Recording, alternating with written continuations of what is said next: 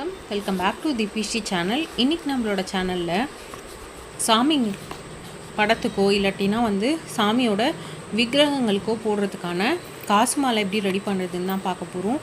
இதுக்காக கொஞ்சம் காயின்ஸ் எடுத்துக்கோங்க. நான் இன்றைக்கி எல்லா காயின்ஸும் கலந்து எடுத்திருக்கேன். 1 ரூபி, 2 ரூபி, 5 ரூபி, 10 ரூபி அந்த மாதிரி எல்லாமே கலந்து எடுத்திருக்கேன். நீங்கள் ஒரே 10 ரூபீஸ்லேயும் பண்ணலாம், இல்லை 5 ரூபீஸ்லேயும் பண்ணலாம். அந்த மாதிரி ஒரே காயினில் வேணும்னாலும் பண்ணிக்கலாம்.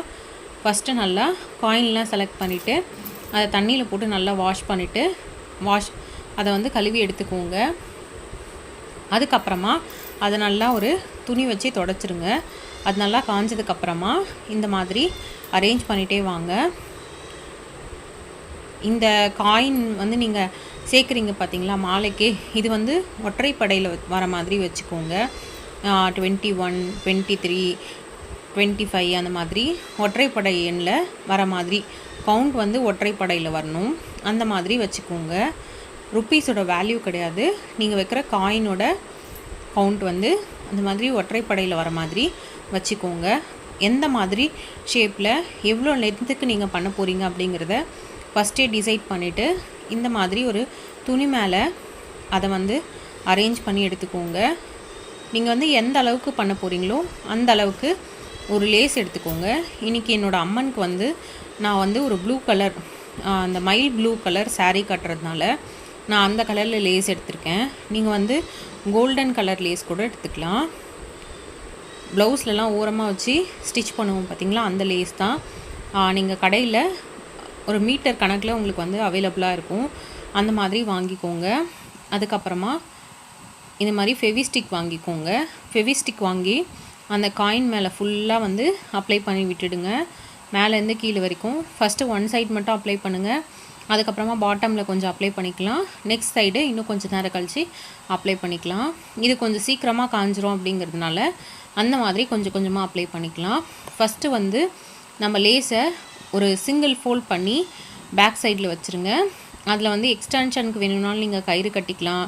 இல்லாட்டினா ஏதாவது படங்களில் கூட மாட்டுறதுக்கு அந்த ஒரு சிங்கிள் ஃபோல்ட் பண்ணி வச்சோம் பார்த்திங்களா, அது உங்களுக்கு பயன்படும்.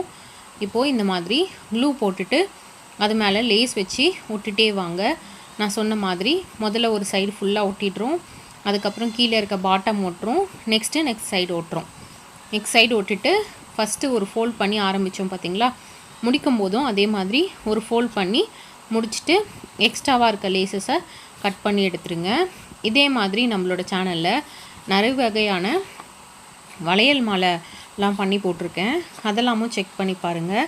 எல்லாமே ரொம்ப சிம்பிளாக ரொம்ப ஈஸியாகவும் பண்ணிடலாம், அழகாகவும் இருக்கும். ட்ரை பண்ணி பாருங்கள். இதே மாதிரி ஒரு காயின்க்கும் இந்த மாதிரி வச்சுக்கோங்க.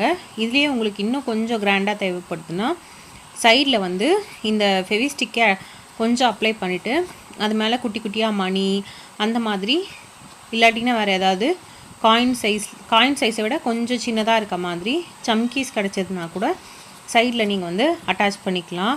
இதே மாதிரி உங்களுக்கு கடைங்களில் இந்த ப்ளவுஸ்லலாம் அட்டாச் பண்ணுற மாதிரி காசு கிடைக்கும் இல்லையா, இந்த காசு மலையில் இருக்குமா அந்த காசு கிடைக்கும் இல்லையா, அதை கூட வச்சு நீங்கள் இந்த மாதிரி ட்ரை பண்ணலாம். ரொம்பவே நல்லாயிருக்கும்.